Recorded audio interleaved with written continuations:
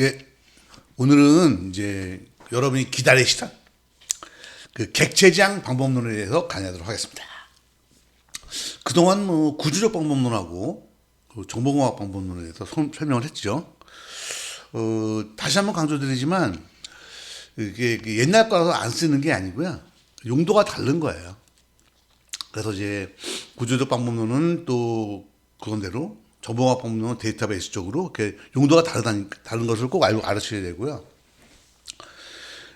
오늘 설명할 객체지향 방법론은 어떤 거냐면 이런 거죠. 이제 프로그램을 개발해야 될 프로그램이 커지니까 이거를 뭔가 이렇게 그러니까 고객과는 상관없는 거예요. 개발자들이 좀 더 효과적으로 개발할 수 있는 뭔가 그런 게 없을까. 그래서 나온 게 객체지향 방법론이다 이렇게 보시면 되겠습니다. 그래서 여러분 교재도 있는 것처럼요. 맨 처음에 이제 그 객체지향의 개념에 대해서 설명을 좀 하고요. 아시는 거긴 하지만 좀 더 설명하고요. 그 다음에 UML에 대해서 소개를 하고, UML 중에서 클래스 다이어그램, 시퀀스 다이어그램, 유스케이스 다이어그램에 대해서 설명을 합니다. 이렇게 해서 이제 객체지향 방법론을 끝낼 거고요. 특별한 일이 없다면, 객체지향 방법론을 보면, 뭐, UML이라고 있는 게 있어서, 다이어그램이 한 10개 정도 돼요. 근데 그 정도 되는 것들은요, 다 그릴 필요가 거의 없다고 봐요. 저 개인적으로는 클래스 다이어그램과 시퀀스 다이어그램만, 여기 보이시죠? 클래스 다이어그램과 시퀀스 다이어그램만 그리셔도 충분하고요. 이제 사용자와 대화할 때 보면 이제 우리 DFD를 그렸었잖아요. DFD랑 비슷한 역할을 하는 게 유스케이스 다이어그램이라고 보시면 돼요. 그래서 요거는 이제 설명해 드릴 테니까 DFD를 하시든지 유스케이스를 하시든지 그건 여러분이 결정하시면 돼요. 그리고 이제 에스펙 오리엔티드 프로그래밍 보이시죠? 관점 지향, 그다음에 뭐 방법론 이런 것들을 하겠습니다. 그래서 한 2주, 3주 정도 되는 과정으로 진행할 거니까요. 따라오시면 될 것 같습니다. 자, 그럼 지금부터 객체지향 개념부터 시작하도록 하겠습니다. 먼저 프로그래밍이 뭔지는 이미 여러 번 설명을 드렸으니까 따로 설명하지 않고요. 프로그래밍, 코딩. 여기서 다시 한번 강조하고 싶은 건 뭐냐면 객체지향 프로그래밍은 무엇이냐 이거죠. 그래서 여기서 보시게 되면 객체지향 프로그래밍은 여기는 이제 환경에 대한 걸 얘기하고 있고요. 그래서 여기서 보시게 되면 객체지향 프로그래밍은 뭔가 프로그램을 작성할 때 다른 사람과 관련되지 아니하고 독자적으로 작성할 수 있도록 프로그램을 짜는 것을 말한다. 그거를 위해서 개발된 툴이 클래스다, 객체다 이런 것들이라고 보시면 되죠.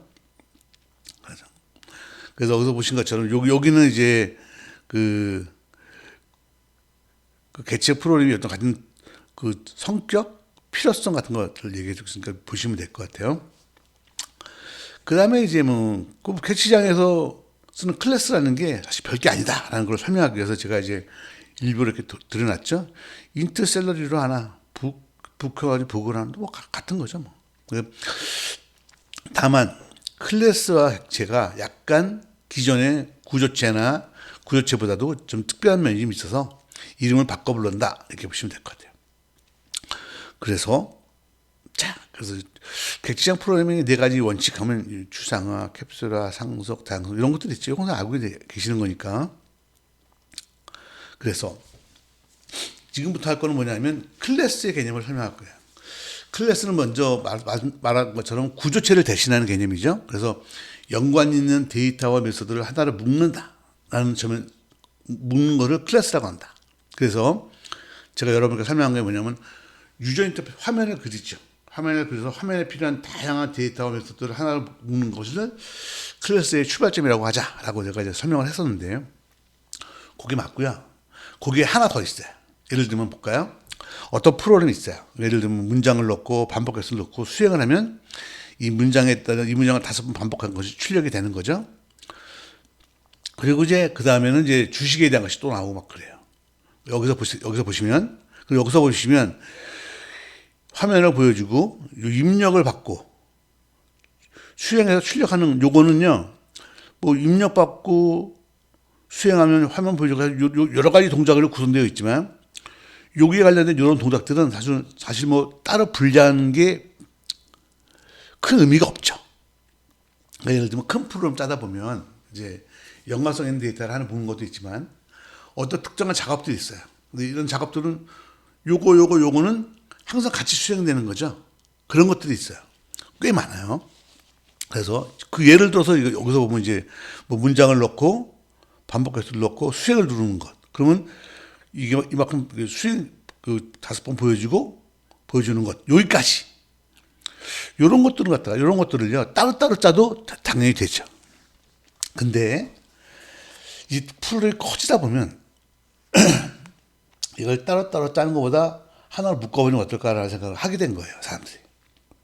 그렇죠? 그러니까 이게 이제 그 구조체와 클래스가 이제 차별화되는 시점이라고 볼 수가 있는데, 구조체는 단순히 연관 있는 데이터를 묶는 거잖아요. 근데 클래스는 그런 개념보다는 하나 더 나가서 연관성 있는 어떤 절차 같은 것도 묶고 데이터는 당연히 묶고 절차도 묶는 거다라는 개념으로 보시면 돼요. 이유는 뭐냐? 단지 프로그램이 커지다 보니 좀 쉽게 짜보려고. 그리고 이런 똑같은 과정들을 계속 반복하는데 이걸 갖다가 여러 명이 똑같이 계속 반복해서 짜다 보면 오류도 많이 나고 나중에 고칠 때도 문제가 생기고 그렇잖아요. 그래서 그런 거예요. 그래서 이런 경우에 이제 이걸 뭐 말한 것처럼 나눠서 해도 문제가 없지만 이걸 하나 묶어서 하면 좀 편하지 않겠냐라는 거죠. 근데 실제로 해보면 이런 경우가 프로그램에 되게 많아요. 여러분이 아시는 것처럼 데이터 입력받는 경우 뭐 그런 거 출력할 때 보면 어떤 절차가 있는데 거기에다 하나 묶여서 작동하잖아요. 그런 것들을 하나 묶어서 하면 되게 편해요. 근데 그런 것이 의외로 많거든요. 그래서 어떤 건 좋겠냐. 그래서 여기 보시는 것처럼 자 보세요. 뭐 이건 뭐 C샵이긴 한데 뭐 다른 건 없어요. 보시는 것처럼 이제 버튼이 클릭이 되면 이제 텍스트 박스에 있는 텍스트를 갖고 오고 뭐 5라는 숫자를 갖고 와서 그 텍스트를 5번 반복시킨 다음에 메시지 박스에서 보여주는 거죠. 뭐 이런 것들이죠. 이걸 이렇게 짜도 돼요. 이렇게 짜도 되는데 만약에 이것들이 이 입력을 받고 반복하고 보여주는 걸 요것이 항상 이렇게 한다면, 항상 이렇게 하는 경우라면, 요걸 이렇게 짜도 되지만 이거를 굳이 항상 이렇게 하는 경우라면 개발자들도 많이 들어오잖아요. 그럼 그 사람마다 또 스타일이 갈 거거든요. 그래서 이거 갖다가 좀 쉽게 하는 방법이 뭐겠냐? 그래서 사람들 어떻게 생각했냐면 이렇게 한 거예요. 자, 보여드릴게요. 짠. 자, 민호라는 클래스를 하나 만들어요. 이건 스태틱이라는 거예요. 그럼 이건 이제 이거 자체로 쓰이는 얘기죠. 그 다음에 어떻게 돼요? 자, 그다음 어떻게 돼요? 메시지를 만들고 반복하고, 그렇죠? 자, 여기서 보시면 그 반복하고 그걸 보여주는 거죠. 이걸 갖다가 이렇게 만들어 놓고요. 그다음 어떻게 돼요? 메인 프로그램에서는 어떻게 하냐면요. 자, 민호 클래스 보이시죠? 민호 클래스 점 메시지 핸들링 보이시죠? 그 다음에 어떻게 돼요? 입력값으로 그 텍스트 박스 안에는 텍스트, 그 무안에는 반복 횟수 5 이걸 주는 거죠. 이게 주면 어떻게 돼요? 뭐 당연히 뭐 그 결과가 만들어지겠죠. 그럼 거기다가 메시지 박스로 보여준다. 이렇게 하는 거죠. 그럼 보세요. 자, 요렇게 해서 만들어 놓으면, 그럼 요렇게 해서 만들어 놓으면 요 클래스는 뭐예요? 요 클래스는 요런 입력받고 반복하는 절차를 갖다가 하나로 만들어 놓은 거죠. 단거리로. 그리고 실제로 쓸 때는 어떻게 써요? 그냥 이렇게 한 줄만 딱 쓰는 거예요. 그럼 어떻게 돼요? 프로그램 읽기가 쉬워지죠. 그리고 이런 것들을 할 때 개발자들이 변수를 다르게 한다거나 해서 나중에 고칠 때 일일이 살펴보고 고쳐야 되는 그런 불편이 없어지겠죠. 이해하셨나요? 요거 별로 중요하지 않아요. 다만 필요한 거예요. 그러니까 그전에는 이제 구조체에서는 연관성 있는 데이터를 묶는 게 필요했었는데 이제 좀 프로그램이 커지다 보니까 어떤 특정한 절차가 항상 반복하는 거죠. 그런 것들은 이렇게 묶어서 처리하면 편하다는 거죠. 그래서 만들어진 개념이 클래스였던 거예요. 그래서 여기서 보신 것처럼 그래서 이런 경우에는 이건 클래스 자체로 쓸 거니까 앞에 스태틱이라고 쓰는 거예요. 보이시죠? 그리고 클래스를 그냥 쓰는 거죠. 이렇게. 이해가 되셨죠? 그러니까 기존의 배열, 구조체, 그다음에 클래스가 오면서 그 구조체를 그대로 확장하는 데다가 플러스 알파 특정 절차를 반복하는 것도 또 포함한다. 이렇게 보시면 되는 거죠. 이해하셨죠? 결국 이거는 뭐냐면 프로그램이 커지고 개발자가 많이 들어오면 똑같은 과정을 반복할 때 그거를 개발자가 따로따로 짜게 하지 말라는 거예요. 그러면 서로 다 다르게 짜기 때문에 그게 똑같은 거라는 거를 알기 어렵다는 거죠. 그래서 그런 경우에는 이렇게 클래스 선언해 놓고 갖다 쓰라는 거죠.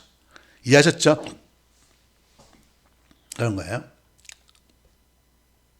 그래서 여기서 보면 지금 여러분이 요번에 뭐라 그러냐면 자, 클래스를 언제 쓰는 겁니까? 연관성 있는 데이터 함수를 묶는 경우다. 이거는 화면을 중심으로 만든다 그랬죠? 이건 구조체를 확장한 거. 거기에다가 하나 더 추가한 게 있다. 여러 가지 동시에 수행되어야 하는 단위 기능들을 묶는 경우에 쓴다. 이렇게 보시면 되겠죠. 이해하셨죠? 이거 클래스예요. 그래서 이름을 갖다가 구조체 2라고 안 하고 클래스라고 따로 이렇게 붙인 거예요. 알았죠? 그 다음에 이제 그 클래스를 써서 쓰다 보니까 이런 경우가 발생하는 거예요. 예를 들면 볼까요? 계좌 관리 같은 거를 한다고 치면 계좌를 입력받고 출력하고 뭐 계좌를 관리하고 이런 것들은 쭉 같이 있죠.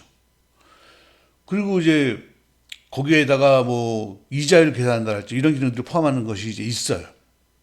그런데 재밌는 건 요거는 요 클래스는 어떤 앞에 있는 클래스랑 달리 어떤 클래스냐면 묶는 개념이 아니고 거기 데이터에 따라서 달라져. 그러니까 예를 들면 계좌면 조민호 계좌, 뭐 김주현 계좌, 조현익 계좌 이렇게 사람마다 계좌가 다르잖아요.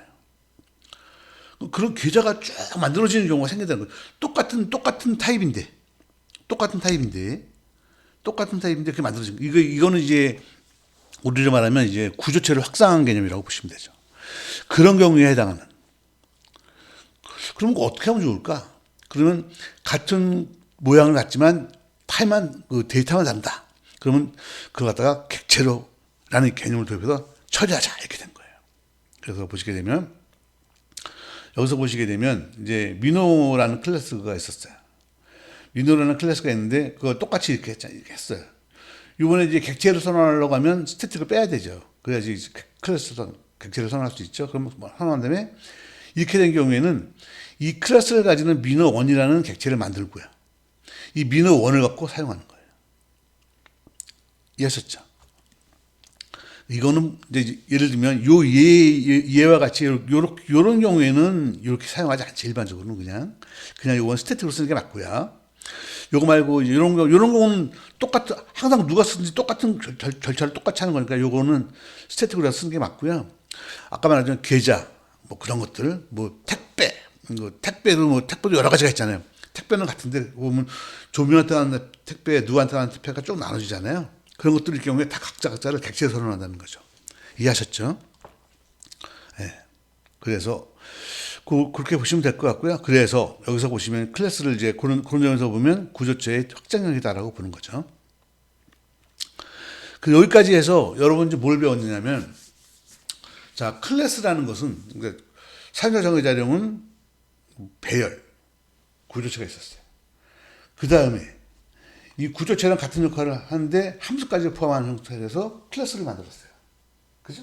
근데 클래스는 한 가지 기능이 더 있어요. 뭐냐면 어떤 일정한 단위 작업도 함수로 포함할 수 있으니까 단위 작업을 묶어서 하는 기능도 클래스가 가지고 있다. 그래서 만약에 단위 작업을 묶는 경우에는 어떻게 돼요? 그건 스태틱으로 선언해 주는 게 맞죠.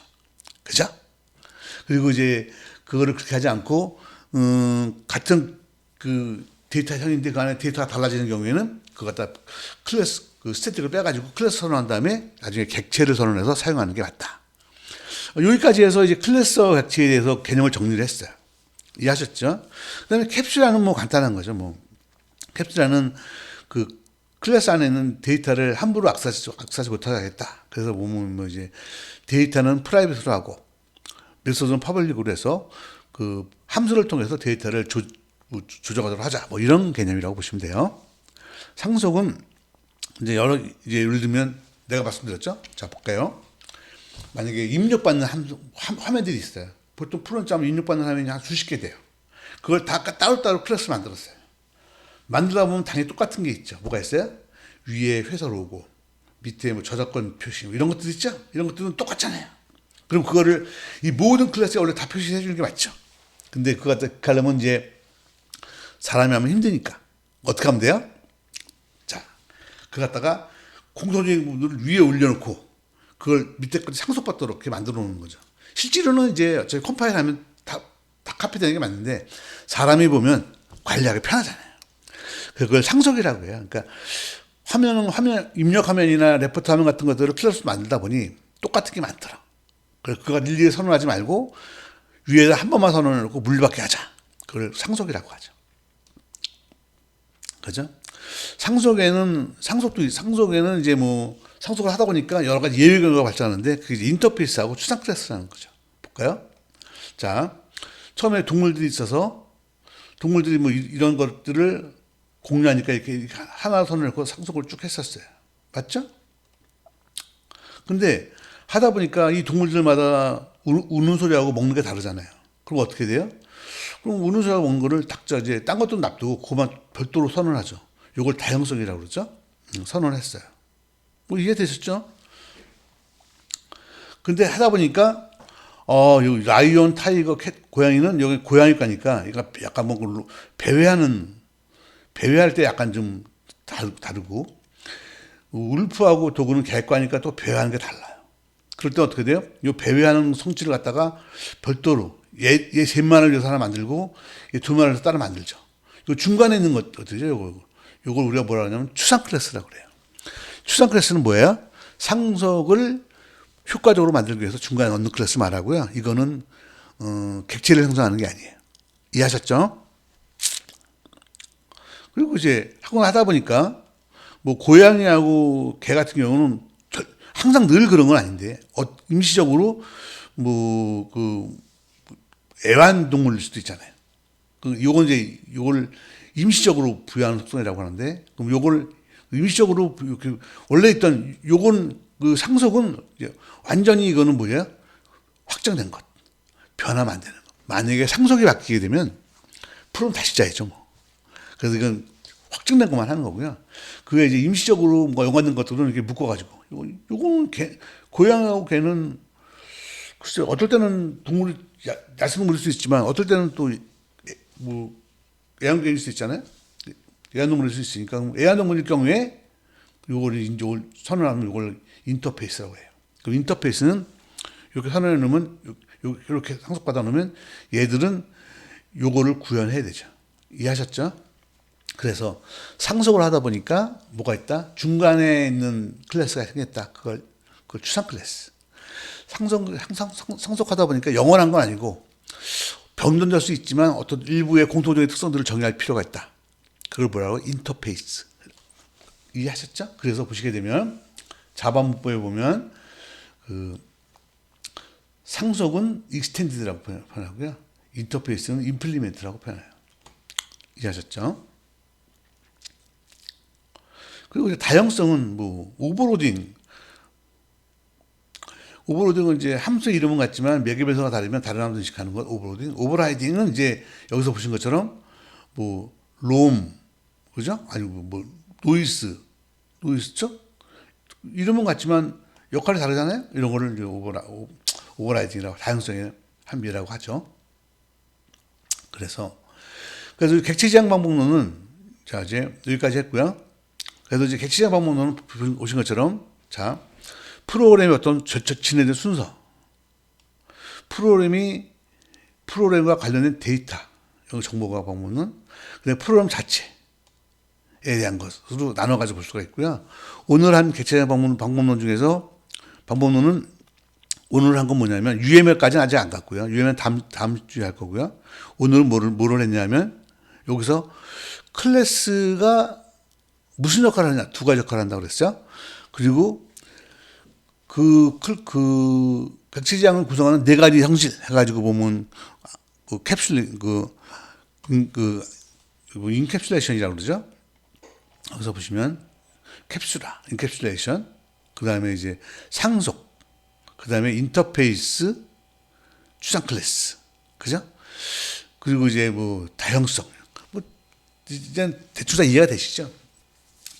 그래서 근데 한 가지 이제 꼭 얘기하고 싶은 건 뭐냐면요. 상속이 가장 문제가 돼요. 뭐냐면 아까 말씀드렸지만 상속을 만들어 놓고 만약 상속이 바뀌잖아요. 그럼 프로그램을 다시 짜야 돼요. 거의. 그래서 그 옛날에 자바를 만드셨던 분이 이제 세미나를 하시다가 이제 어떤 기자가 질문을 했었어요. 뭐를 하나 객체장에서 만약 뭘 하나 없앤다고 하면 어떤 걸 없애시겠습니까? 물어봤더니 그분이 자바를 만드신 분이 딱 한마디 거의 뭐 바로 나왔어요. 상속을 안 쓰겠다. 그래서 그런 얘기도 많이 해요. 상속은 정말 기본 뼈다귀만 만드는 거고 절대 안 바뀌는 것만 쓰고 그 나머지 이렇게 공통적인 속성들을 묶을 때는 인터페이스를 써라라고 그분은 말씀하세요. 저도 개인적으로 동감하고요. 여러분도 그렇게 생각하시면 돼요. 그러니까 나중에 여러분이 이제 보세요. 입력하면 한 500개 그렸어요. 그래서 이제 공통적인 특성들을 쫙 뽑아가지고 딱 할 때 회사 로고나 저작권 이런 것들은 안 바뀌겠죠. 그건 상속을 해도 괜찮아요. 하지만 그 외에 나머지 대부분의 것들은 그 중에서 보면 뭐가 공통적으로 가는 속성들 있잖아요. 그런 거 묶을 때는 항상 인터페이스로 할 수 있도록 여러분이 꼭 생각하시기 바래요. 상속으로 묶는 거는 정말 이건 안 바뀐다. 이거 바뀌면 우리 회사 망한 거다. 뭐 이렇게 되는 경우가 아니면 안 쓰는 게 좋다. 이렇게 보시면 될 것 같아요. 이해하셨죠? 그래서 그러면 좋고요. 그래서 여기까지 해서 이제 여러분이 지금 정보공학 여기서 보시면 객체장 방법론을 배우기 위한 가장 기본적인 이론을 이번 주 마무리한 거고요. 그래서 이제 다음 주부터는 이제 요거 UML에 대해서 요거 UML 보이시죠? 요걸 이제 강의를 할 거예요. 그러니까 요거에 대해서 연습하시면 되고요. 그 나머지 이제 구조적 방법론 아시죠? 정보공학 방법론 배우셨고 요거만 배우시면 여러분 이제 끝나는 거예요. 이제 여러분 도사가 되시는 거라고 보시면 되죠. 좋죠? 그러면 그 전에 UML을 좀 소개까지만 할게요. 왜냐하면 나갈 내용이 많기 때문에. UML은요, 그 객체장 방법론을 위해서 만들어진 방법론인데, 그 전에 뭐 코드와 람버나 부치나 자콥스 여러 사람이 막 만들었어요. 그걸 다 통합해서 만든 방법론이라고 보시면 돼요. 그래서 이제 뭐 별거 없고요. 그냥 방법론이다 이렇게 보시면 돼요. 그래서 이 UML에 보면 이제 구조를 조작하는 이렇게 여러 가지 다이어그램이 있고 동작을 정의하는 여러 가지 다이어그램이 있어요. 제가 이게 다 열심히 써봤는데요. 뭐 어차피 여러분이 이거를 다 일적 전문가가 되면 다 쓰셔야 되긴 하는데 일반적으로 보면 클래스 다이어그램, 그다음에 유스 케이스 다이어그램, 시퀀스 다이어그램 정도만 그리면 대부분 다 끝나고요. 나머지 것들은 일종의 보조적인 거다 이렇게 보시면 될 것 같아요. 꼭 제가 그런 건 아니고요. UML을 되게 많이 하는 톰 아저씨라는 엉클 톰이라는 아저씨가 있는데 그분이 그렇게 말씀하세요. 저는 생각이 같으신 거죠. 그래서 보시게 되면 객체장 방법론 보시게 요구사항 정의, 분석, 설계, 구현, 테스트를 하다 보면 요구사항 정의할 때 보면 유스 케이스, 시퀀스 다이어그램 보이시죠? 분석과 설계할 때 보면 클래스 다이어그램 뭐 이런 거 쭉 들어가고 그 다음에 실제로 이제 구현하고 할 때 보면 컴포넌트나 배치 다이어그램 들어간다 보시면 돼요. 우리는 이 중에서 보면 요구사항 정의할 때 유스 케이스, 시퀀스, 그 다음에 분석 설계할 때 클래스 다이어그램. 나머지 컴포넌트나 배치나 이런 것들은요 어렵지 않고요. 나중에 여러분 필요하시게 되면 그때 가서 배우셔도 될 것 같다. 제가 볼 때는 다음 주부터는 유스 케이스, 클래스, 시퀀스 세 개를 집중적으로 설명을 드리겠다. 여기까지 하겠습니다. 오늘 이번 주 여기까지 하고요. 다음 주에 이제 클래스 다이어그램을 갖고 여러분을 만나뵙도록 하겠습니다. 네, 수고하셨습니다.